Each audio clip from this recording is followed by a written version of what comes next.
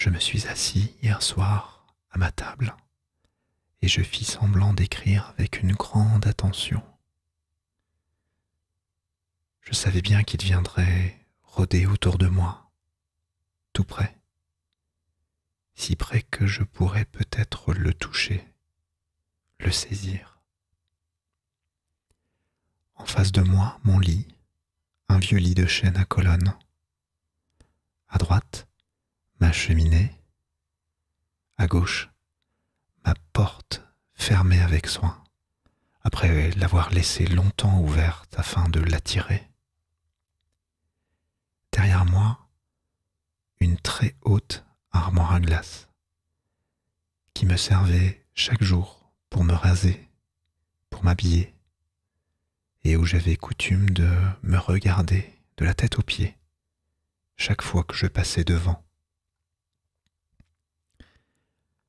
Donc je faisais semblant d'écrire pour le tromper, car il m'épiait lui aussi.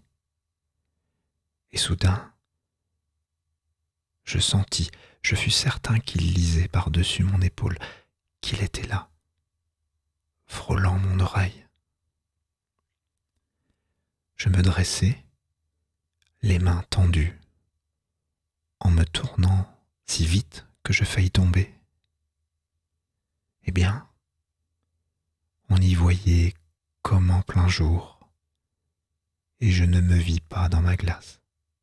Elle était vide, claire, profonde, pleine de lumière. Mon image n'était pas dedans. Et j'étais en face, moi. Je voyais le grand verre, limpide, du haut en bas.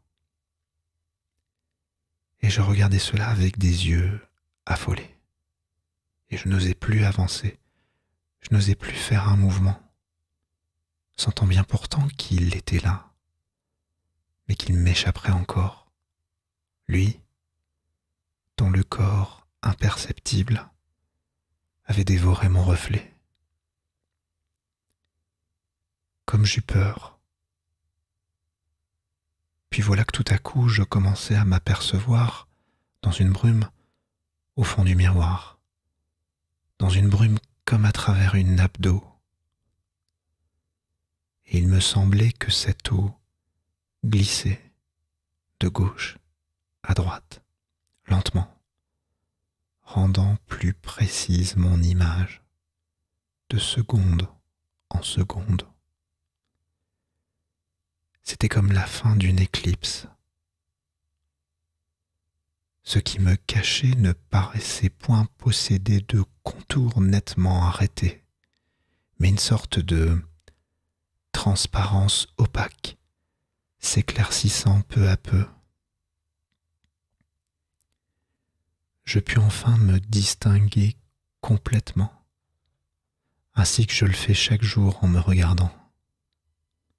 Je l'avais vu. L'épouvante m'en est restée, qui me fait encore frissonner.